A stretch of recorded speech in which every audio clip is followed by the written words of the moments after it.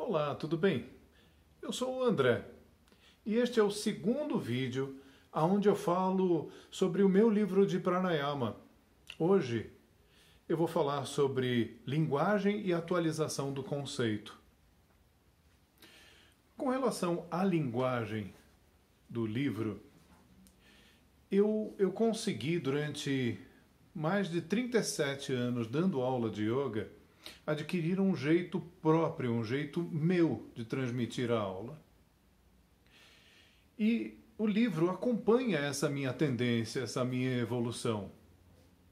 Apesar de eu ter pesquisado na literatura mais antiga, eu coloco essa literatura antiga, esses conhecimentos mais antigos, mas de uma forma, uma linguagem mais simples, mais atualizada, mais palatável, mais fácil das pessoas entenderem com facilidade, com exemplos muito meus, muito próprios. E eu acabei, por causa da experiência que eu tenho, desenvolvendo algumas ideias que eu coloquei no livro também. E algumas dessas ideias, por exemplo, né, vou pegar o livro aqui para conversar com vocês. Um deles é sobre ritmo, profundidade e duração. Eu não vi isso em outro livro. Simplesmente eu percebi que o ritmo, se ele é modificado, ele produz algumas alterações no funcionamento do corpo, a profundidade também, a duração também. Então, por exemplo, no caso do ritmo, o ritmo lento ceda e o ritmo acelerado agita. Coisa simples, né? Qualquer um teria percebido isso e muitas pessoas às vezes acabam até mesmo falando sobre isso, mas isso até então não estava ressaltado em nenhum livro. Profundidade, a respiração profunda, ela gera saciedade e a respiração superficial gera carência. É outro detalhe que eu coloquei no livro e que eu vejo agora com muita frequência as pessoas colocando isso nos seus trabalhos, o que me deixa, aliás, bastante lisonjeado. E eu vejo alguns alunos utilizando essa linguagem também. A outra é duração. A duração longa concentra, a duração curta dispersa.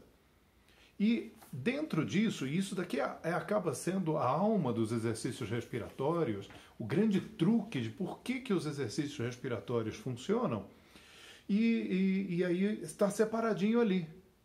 Está separadinho de uma forma que a combinação entre cada um desses três fatores vai fazer você ficar mais acordado, ou mais produtivo, ou mais tranquilo e sonolento, produzindo alterações no metabolismo, produzindo alterações na maneira que a mente vê e percebe o mundo, fazendo com que, definitivamente, os exercícios tenham um motivo dentro da prática e ornem com a prática em si.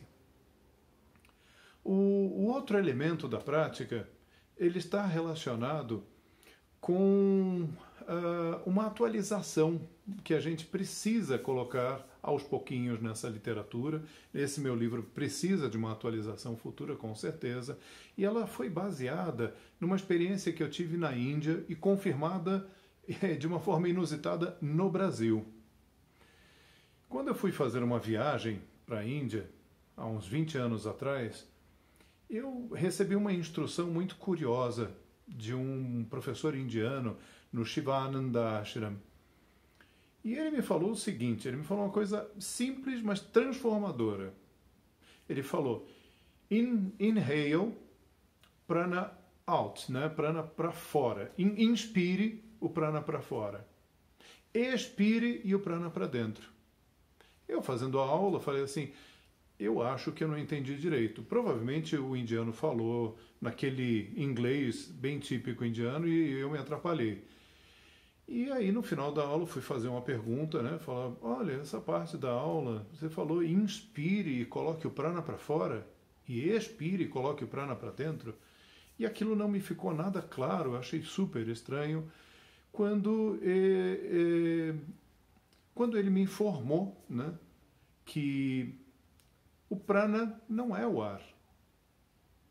Aí eu falei, como assim o prana não é o ar? O prana não é o ar.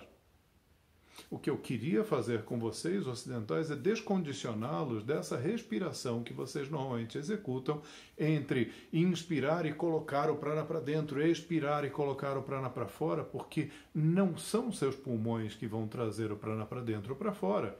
É a sua mente, é a sua vontade. Naquele momento, eu me lembrei dos livros do Shivananda que eu tinha lido e eu falei, olha que fantástico. Realmente, Shivananda sempre colocou nos livros dele, aonde a mente está, lá está o prana. E aquilo dali foi de uma clareza, né? Nossa, eu fiquei muito satisfeito com isso. Assustado, né? Porque eu falei, como assim não é com a respiração, né? E ele falou que você pode colocar o prana para dentro com você soltando o ar. Já que não é o ar, quem traz o prana é a sua força de vontade.